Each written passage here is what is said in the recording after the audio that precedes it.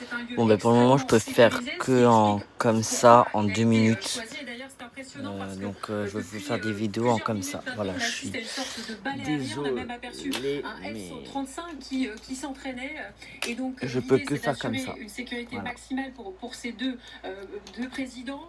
Les militaires qui sont présents ici avec certains de nos collègues vérifient qui nous sommes, pourquoi nous venons sur place. Donc, il faut vraiment montrer patte blanche pour être ici. Et puis, la deuxième raison, c'est que l'administration de Donald Trump s'est quand même posé la question de faire venir un président russe sur un site militaire américain. Elle a cherché d'autres options pour être à la hauteur de cet événement, mais nous sommes en pleine saison touristique et ici évidemment beaucoup d'établissements qui étaient peut-être en mesure d'accueillir une telle rencontre étaient déjà bien pleins en cette période estivale. Merci beaucoup Hélène Bonnet, vous êtes avec Morgan Pompé, on vous retrouvera un peu plus tard dans l'émission. Richard Berry, la symbolique du lieu, le fait d'avoir le président russe non seulement sur le sol des États-Unis, mais sur le sol d'une base américaine. Alors elle est extrêmement Pour moi, je ferai des vidéos comme ça. si Là, je peux pas faire arrêter autrement. Je suis vraiment désolé. puisque là il est dans une base Je sais pas que vous m'en voulez pas, dites dans les commentaires si vous m'en voulez pas. n'ont pas signé, vous savez, le traité de la Cour pénale internationale.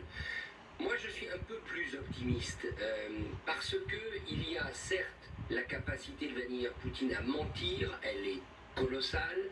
Il y a le fait qu'il veut poursuivre la guerre et qu'il veut toujours la gagner, mais il y a aussi une dynamique. On ne peut pas l'exclure. Or, ce qui me rend optimiste, c'est quand même ce qui s'est passé aujourd'hui avec les Européens. Vous en avez parlé. Alors peut-être que les Européens se sont fait avoir par Donald Trump. Peut-être, comme je l'écris dans cet article, qu'il ne va pas tenir parole. Mais le fait est que qui aurait pensé que Donald Trump viendrait sur une ligne européenne de demander un cessez-le-feu, ensuite une négociation de paix et d'exiger des garanties, parce qu'il l'a dit aux Européens qu'il y aura des garanties. Donc regardons aussi le chemin parcouru par Donald Trump et essayons pour l'instant de se dire que peut-être, de ce sommet peut sortir quelque chose de positif pour l'Ukraine qui en a quand même grandement besoin. En Ukraine, on reste assez sceptique pour le moment. Bon, cela nous justement redonnait l'espoir ce sommet européen aujourd'hui, parce qu'on voit bien qu'il y a cette coalition des volontaires qui se sont alignés avec les États-Unis apparemment. On espère bien qu'en 48 heures, Trump ne va pas oublier quand même les trois points principaux et surtout le premier, c'est pour le cessez-le-feu. Mais pour le moment, toutes les données qu'on a, encore il y avait 49 drones lancés par la Russie cette nuit sur l'Ukraine, y compris de missiles.